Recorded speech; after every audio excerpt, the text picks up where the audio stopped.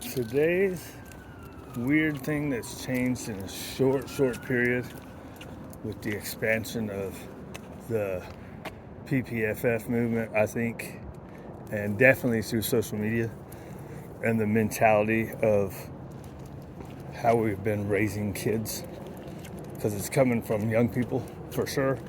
And I'm pretty sure most of the ones I've seen saying this are from the PPFF community.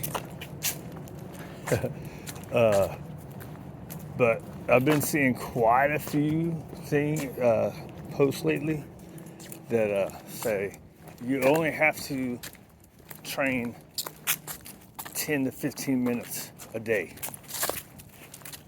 And while that's typically true of the actual trick stuff,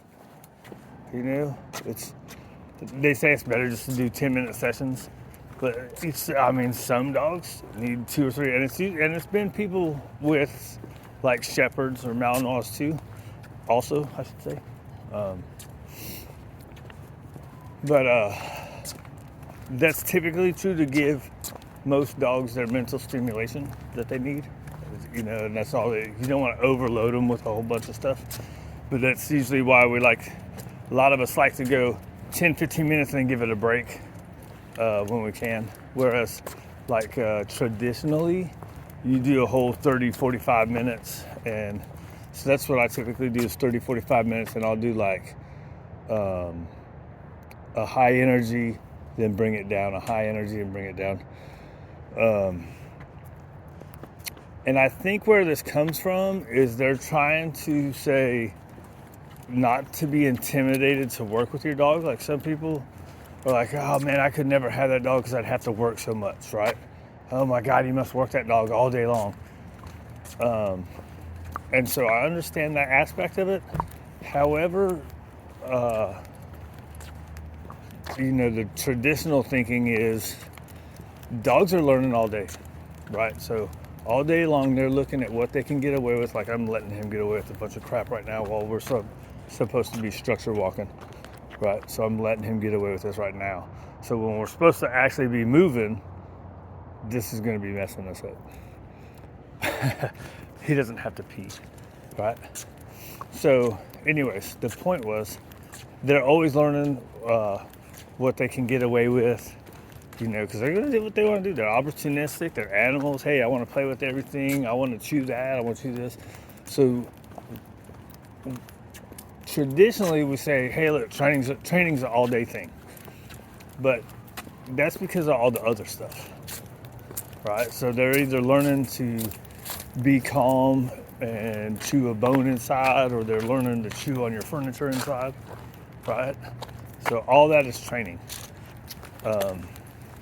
But I think I see where they're coming from with saying only 10 to 15 minutes is that spending time on the trick stuff, you really don't want to spend a ton of time on it, is what the new thinking is. Although there's a lot of traditional people that will say otherwise.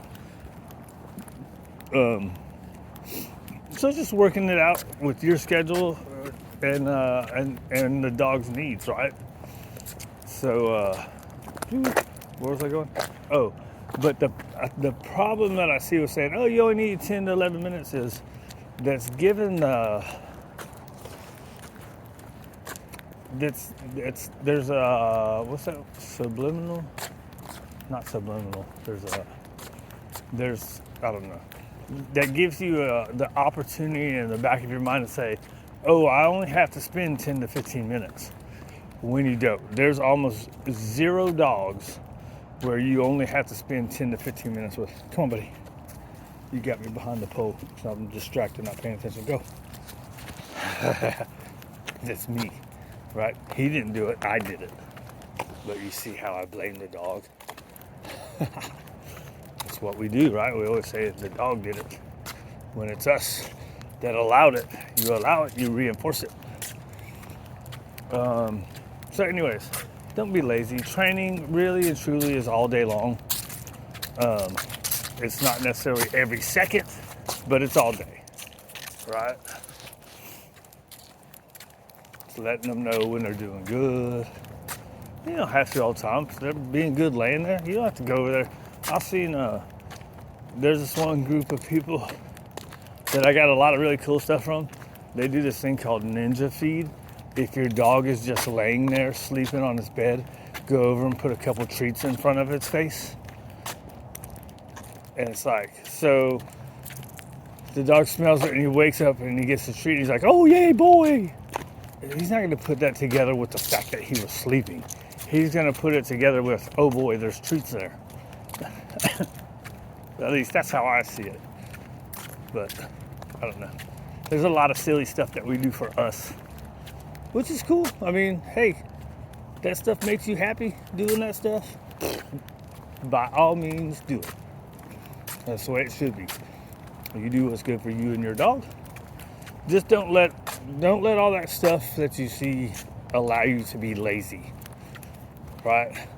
Yeah, 10 to 15 minutes doing obedience work or trick work, right? But give your dog the right amount of exercise and proper exercise. If you got a super high energy young dog and all you have is 30 minutes, don't try to just give it a 30-minute walk in the morning and evening. Give it some intense exercise, some play, which is better than walking anyways, bonding wise. Interactive play. And then the walk is obviously good bonder too. When they're young, you know, play is way big. And then your walking is like a leadership bonding, migration bonding. Not when you're walking like this. I'm letting him do whatever he wants to do. I mean, it's still a good walk. He needs a better walk though.